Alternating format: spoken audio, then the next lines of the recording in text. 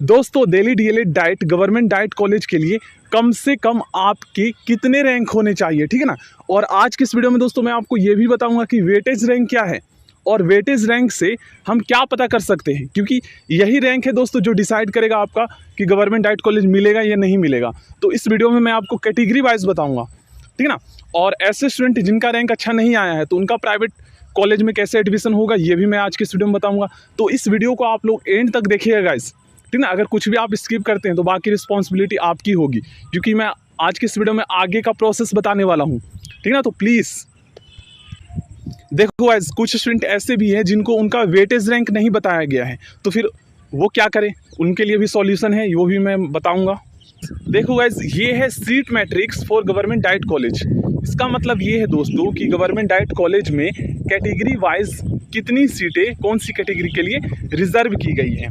अब weightage rank का मतलब क्या है, तो वेटेज रैंक का मतलब ये है दोस्तों कि गवर्नमेंट डाइट कॉलेज में सीट के अकॉर्डिंग आपका कितना रैंक आया है।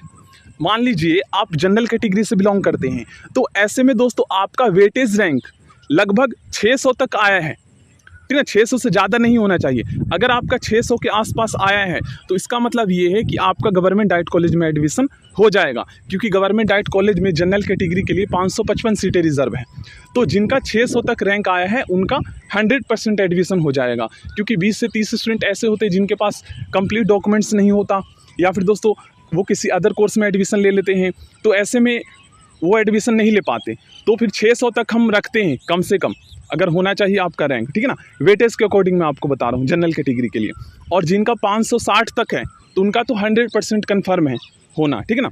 अब हम बात करते हैं गाइज ओबीसी की, ठीक ना। बीसी कैटेगरी के लिए तो 156 सीटें रिजर्व हैं। तो इसका मतलब ये है कि ऐसे स्टूडेंट जो ओबीसी कैटेगरी से बिलोंग करते हैं और अगर उनका वेटेज रैंक लगभग गाइज 170 180 के आसपास है तो उनका कंफर्म है गवर्नमेंट डाइट कॉलेज में एडमिशन, और 156 160 है तो उनका 100% है, होगा ही होगा। ये होता है इसका मतलब। देखो गाइज, अब एक चीज़ ये भी आप लोग ध्यान में रखना कि मान लीजिए ऐसे स्टूडेंट जो जनरल कैटेगरी से बिलोंग करते हैं और उनका वेटेज रैंक 600 है, तो ऐसे में दोस्तों आप जो है ना, अगर कॉलेज प्रेफरेंस गवर्नमेंट डाइट ज़्यादा फील करते हैं तो ज़्यादा चांसेस होगा, क्योंकि कुछ ऐसे डाइट कॉलेज हैं जहाँ पर कट ऑफ हाई जाएगा। तो ऐसे में मान लीजिए आपका रैंक मतलब थोड़ा सा भी कम हुआ तो ऐसे में फिर उसमें आपका नाम नहीं आ पाएगा।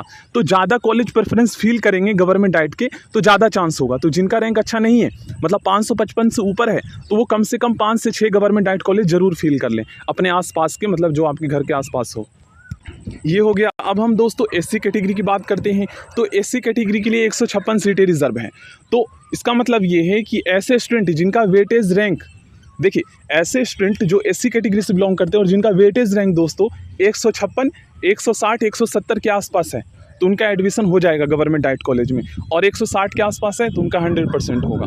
तो ये है। और आपको एक और ऑप्शन दिया गया है, 30 जून से 2 जुलाई के बीच आप कॉलेज प्रेफरेंस में एडिट कर सकते हैं। आप चाहे तो कॉलेज प्रेफरेंस और भी ज़्यादा फील कर सकते हैं अगर कम किया है, और अगर आपने ज़्यादा कर दिया है तो कम भी कर सकते हैं, ये आपके ऊपर डिपेंड करता है, ठीक ना। आप प्राइवेट कॉलेज भी फील कर सकते हैं। मान लीजिए कुछ स्टूडेंट ऐसे हैं जो चाहते थे कि गवर्नमेंट में मैं एडमिशन, मतलब आप चाहते थे गवर्नमेंट डाइट में एडमिशन लेना, लेकिन आपका उतना अच्छा रैंक नहीं आया, तो फिर ऐसे में दूसरा ऑप्शन अगर आप रखना चाहते हैं कि अगर गवर्नमेंट डाइट कॉलेज में नहीं हुआ एडमिशन तो प्राइवेट में मैं एडमिशन करवा लूँगा, ये करवा लूँगी, तो फिर ऐसे में प्राइवेट कॉलेज में फील कर लें, क्योंकि आपके रैंक और नंबर के अकॉर्डिंग ही आपको कॉलेज मिलेंगे। ये नहीं कि आपने प्राइवेट फील कर दिए हैं तो फिर प्राइवेट में ही नाम आएगा, नहीं। पहले प्रेफरेंस में गवर्नमेंट डाइट रखेंगे तो गवर्नमेंट कॉलेज ही आएगा। तो ये आप एडिट कर सकते हैं आईडी लॉगिन करके। 78 सीटें दोस्तों एसटी कैटेगरी के लिए है। तो इसका मतलब ये है कि अगर आपका 80-90 तक रैंक है, वेटेज की मैं बात कर रहा हूँ, वेटेज रैंक, तो आपका हो जाएगा एसटी कैटेगरी के लिए वेटेज रैंक, ठीक है ना। और वेटेज रैंक जिनका नहीं पता है वो भी मैं बता दूंगा। उसके बाद गाइस देखिए, उसके बाद एनसीसी, उसके बाद स्पोर्ट्स के लिए, तो एनसीसी के लिए 9 और 18, तो यहाँ पर आप लोग अपने अकॉर्डिंग अंदाज़ा लगा लें, वही है आपका 10 15 20 होना चाहिए। चलिए, तो अब हम समझते हैं गाइज आप लोग वेटेज रैंक कैसे निकाल सकते हैं, क्योंकि बहुत सारे स्टूडेंट ऐसे हैं जिनका उनका वेटेज रैंक नहीं बताया गया है। तो देखिए, एक स्टूडेंट है दोस्तों जिनका ओवरऑल रैंक जो है ना जनरल कैटेगरी से 2430 आया है और इनका वेटेज रैंक बताया गया है 1250।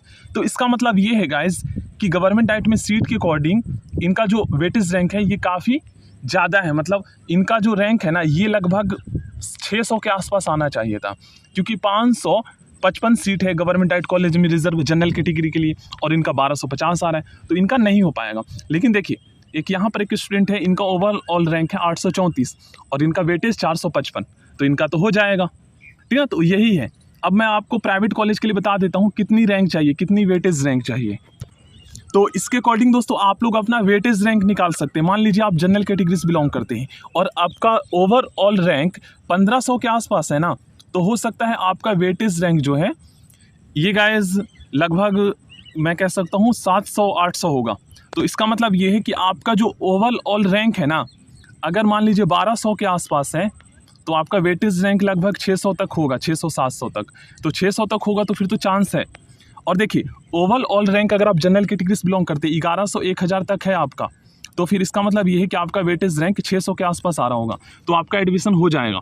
लेकिन दूसरा ऑप्शन अगर आप रखना चाहते हैं तो प्राइवेट कॉलेज ज़रूर फिल कर लें, क्योंकि गवर्नमेंट में नहीं हुआ तो प्राइवेट में हो जाएगा, ठीक ना। तो ये बात आपको कोई नहीं बताएगा, इसलिए मैं बता रहा हूँ गाइस, क्योंकि दूसरा ऑप्शन नहीं मिलेगा आपके पास।